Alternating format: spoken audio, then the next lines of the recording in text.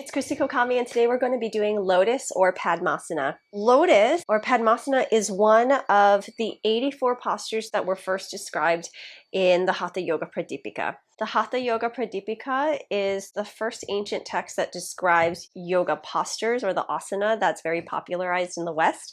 And the Hatha Yoga Pradipika cites Padmasana as one of the best yoga postures to practice.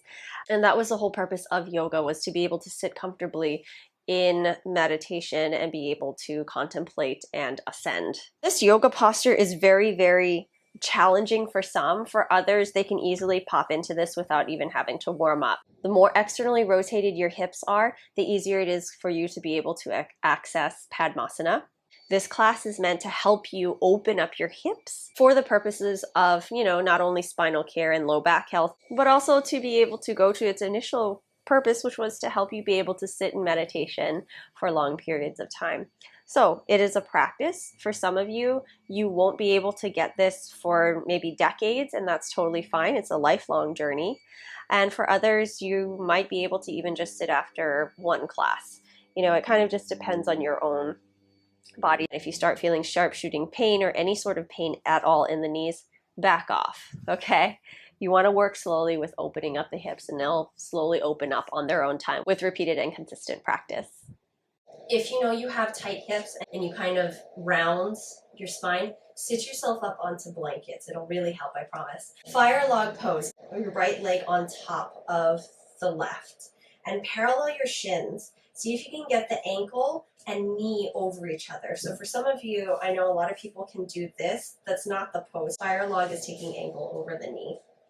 All right, now those of you who have open hips, your hips are going to look like this, where the knees can stack almost completely over each other. For others, it's going to look like this. You'll need a strap. So you want this on the knee, not in front or above. So neither of those two. You want it on the knee. That way, when you come down, you see how there's like a crease here? You want to follow that line. So you don't want to go out this way. You don't want to go out this way. You want to follow the line that the top and bottom leg bones are meeting. So you want to create a little bit of a vector right in between. Take your strap, you'll lift up and then move the strap out to open the leg. So you want to feel it here in your hip. You don't want to feel any sort of tension in the knee. So you don't want to feel sharp shooting pain there, okay? So all of the opening should be here as the leg is rotated out and then around, okay?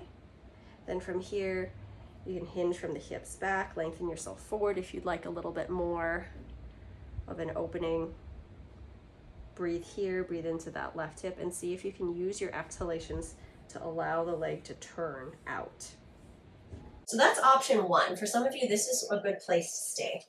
For those of you who have more range of motion and external rotation in your hips, come into your lotus. And from here, you can work into your half lotus. For those of you who can't get the leg down, you can use the strap once again to press down into that top thigh. All right? If you're interested in watching extended videos, in-depth content, and exclusive footage, please click my Patreon on the link below. Stay well and weird. Bye.